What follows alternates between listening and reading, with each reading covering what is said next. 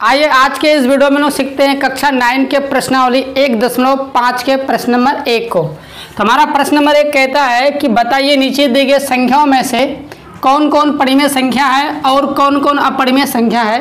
यानी हमें जानना है कौन है परिमेय और कौन है अपरिमेय। तो आपको पता होगा वास्तविक संख्या में क्या होता है कि परिमेय संख्या और अपरिमेय संख्याओं का योग वास्तविक संख्या होता है। इसको भी ध्यान रखते हुए आपको बनाना चाहिए। तो जैसे कि हमारा पहला प्रश्न है कि 2 माइनस √5 ये क्या है, परिमेय है या अपरिमेय। तो पहले आप ध्यान लगाइए कि आपको परिमेय के लिए क्या चाहिए होता है। परिमेय के लिए आपको पता होगा कि p/q के रूप में होना चाहिए और जहाँ q बराबर 0 नहीं होना चाहिए। अगर ऐसा नहीं होता शर्त तो आपका क्या परिमेय संख्या होता है। पर इसके लिए आप यहाँ पर देखिए ध्यान से, जैसे 2 तो आपका परिमेय संख्या के रूप में आ सकता है और आता भी है, लेकिन √5 जो है ये आपका पूर्ण वर्ग तो है नहीं, क्योंकि ये आप देखिए √5 को अगर आप डिवाइड करते हैं तो आपका दशमलव में आता है और कोई भी परिमेय संख्या दशमलव में नहीं आता है। इससे ये साबित होता है कि 2 माइनस √5 एक क्या है, अपरिमेय संख्या है। तो आप इसका आंसर लिखेंगे अपरिमेय संख्या, ये होगा आपका आंसर। इसी तरह देखिए दूसरा में बोला गया कि आपका 3 + √23 ब्रैकेट बंद है आपका -√23। यानी अब इसको क्या करेंगे, हमको जानना है कि यह परिमेय है या नहीं। तो सबसे पहले इसका तो हम क्या करेंगे, ब्रैकेट को हटाएंगे, यानी लिखेंगे 3 + √23 -√23।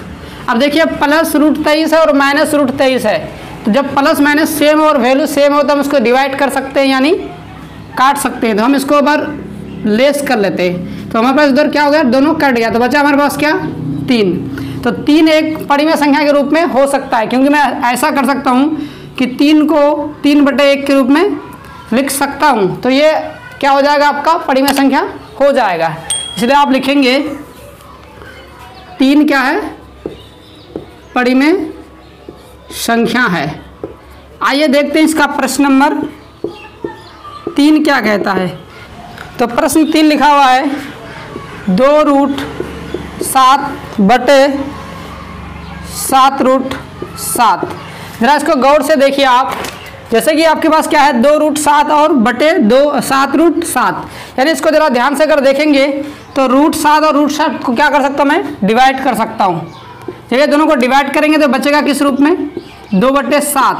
और बताइए 2/7 किसके रूप में है, पूर्णांक के रूप में, यानी देखा जाए तो p/q के रूप में है और जहाँ q बराबर 0 भी नहीं है। तो इससे साबित ये होता है कि 2/7 जो है ये क्या है, आपका परिमेय संख्या है। तो आप सिंपली में लिखेंगे परिमेय संख्या, यानी इसका आंसर क्या होगा, आपका परिमेय संख्या है।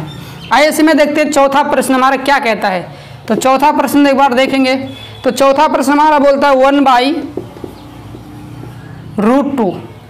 आपको पता है 1 तो परिमेय के रूप में मैं कर सकता हूँ, लेकिन जरा इसको ध्यान से देखिए कि √2 जो है ये क्या है, √2 एक अपरिमेय संख्या है। तो आपको पता लगा यह अशून्यक है और यह आपका अपरिमेय संख्या। अपरिमेय संख्या अगर है और शून्यक आपका अशून्यक बटे अगर अपरिमेय संख्या होता है तो इसका आंसर भी क्या होगा, आपका अपरिमेय संख्या हो जाएगा।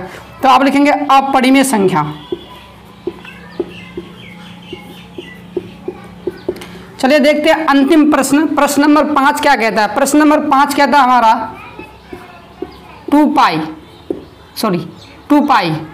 तो आपको पता होगा पाई का मान क्या होता है। तो पाई का मान अगर आप ध्यान से देखेंगे तो पाई का मान 22/7 होता है और इसको अगर डिवाइड करते हैं तो 3.14 इस तरह आपका आते रहता है। और ये देखा जाए इसको डिवाइड करके देखेंगे तो ये कभी भी कटता नहीं है, ये बार बार आते रहता है। यानी पूरे पृथ्वी में अगर आप डिवाइड कर ले देंगे फिर भी ये डिवाइड नहीं होगा और अशांत रहेगा। इससे ये साबित होता है कि अगर आप 2 को गुना करते हैं पाई से, यानी इसका मान से, तो यह आपका कभी डिवाइड तो होगा ही नहीं, यानी ये शांत होगा ही नहीं। इससे ये साबित होता है कि 2π एक अपरिमेय संख्या है।